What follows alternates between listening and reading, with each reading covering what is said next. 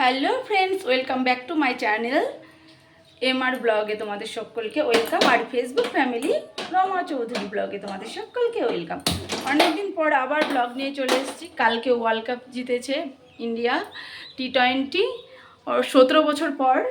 তো আমার হাজবেন্ড মানে আমার বর তো ওখানে করেছেন না সেলিব্রেশন, তা এখানে আমি, আমার বোন, তিনজনা মিলে আর আমার মেয়ে, তিনজনা মিলেই করে নেবো সেলিব্রেশন। এই সেলিব্রেশন তো বানতাই है না।